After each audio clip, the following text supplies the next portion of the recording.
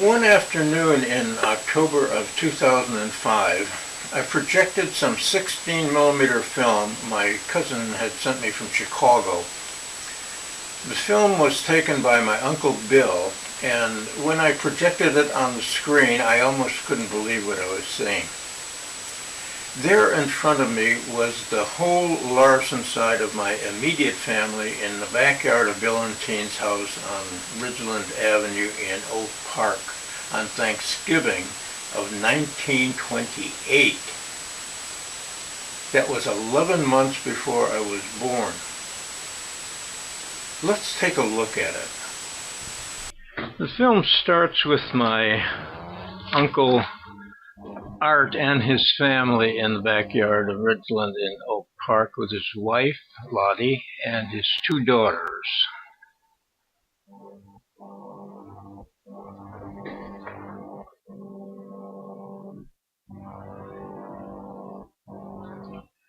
Arthur Howarth Rudd Larson was born in Philadelphia in 1887, and he died in Hebron, Indiana in 1959. His wife, Charlotte Mabel Stoner Larson, was born in Naperville in 1889 and died in Chicago in 1932. His oldest daughter, Frances Eileen Larson, was born in Chicago in 1913 and died there in 1991. His youngest daughter, Marie Maybelle Larson, was born in 1915 and died in 1999. My grandmother, Frances Howarth Rudd Larson, was born in Liverpool in 1868 and died in Chicago in 1944.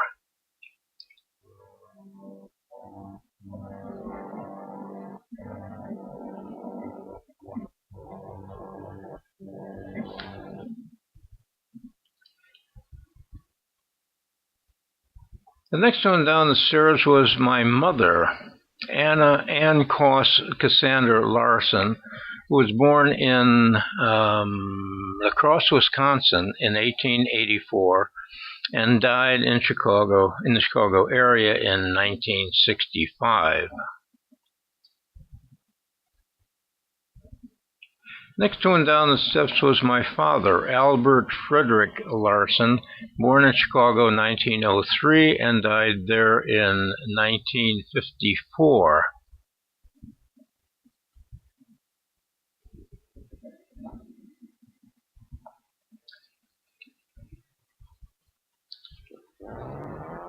Then came Ruby Arneson Larson, who was married to Herman Larson. She was born in Chicago in 1908 and died there in 1986.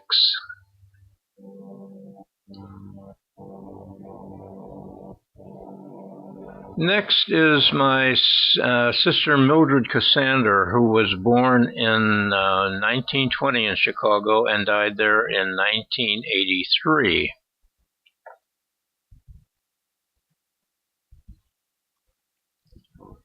And this is my grandmother with her oldest and youngest son. My grandmother had arthritis for most of her adult life, and it was difficult for her to get around. And this is her youngest son, Herman Lewis Larson, Jr., who was born in Chicago in 1905 and died there in 1966. Helping my grandmother is my cousin Frances. They're both Franceses. And on the left, my mother, then Aunt Ruby, and then my sister. And then my father with Bob. Robert Herman Larson was born in 1927 in Chicago and died in the Chicago area in 1989.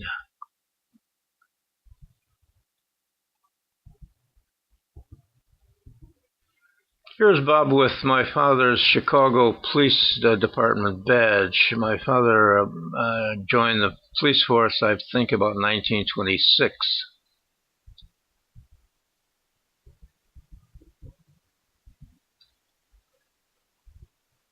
My brother was the first male grandchild of my grandmother.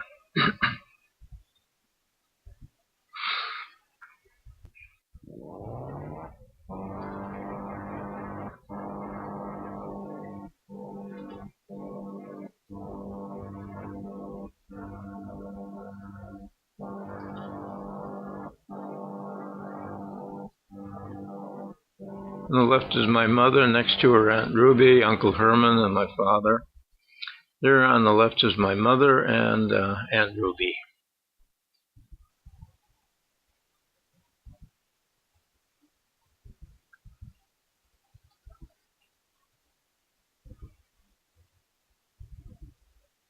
Kids are always great for filming.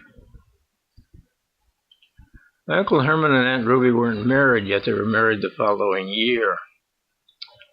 Oh, in case you can't read that balloon, it says, "Get out of the way, kid, you're spoiling the shot."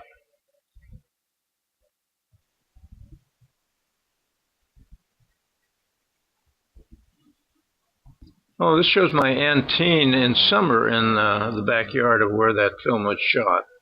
Antine was Ernestine Hauser Rudd, born 1890 in Chicago and died in Oak Park in 1995. At 105.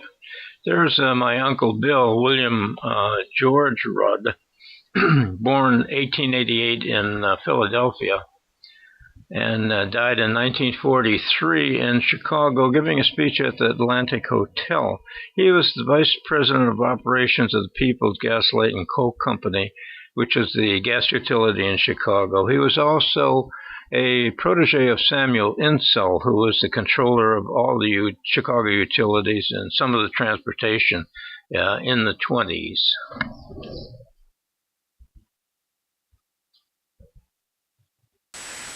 Herman Larson and Ruby Arneson got married in 1929, 1 year after this filming, and my grandmother Frances lived with them for the rest of her life.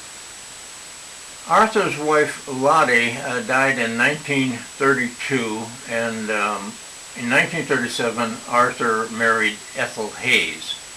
He retired as a Chicago Fire Department captain in the 50s and lived in Hebron, Indiana until his death. His oldest daughter, Frances Larson, married Edward Manicki, and after his death married Leroy Sanders. Frances had no children. Arthur's other daughter, Marie Larson, married Cam Wallert, and they had one son, Wayne Wallert, in 1937. 1 year after this Oak Park filming, Anne gave birth to a beautiful, spanking baby boy she named William Arthur, who grew up rich and handsome in Northern California. Anne and Albert Larson were divorced in 1942. Albert Larson later married Myrtle Schuler. Mildred Cassander developed schizophrenia in her early 20s and never married. Robert Herman Larson, my brother, became an electrician, married twice, and had 9 children. It's interesting for me to speculate that one of my progeny, in about 70 years, would come across this remembrance.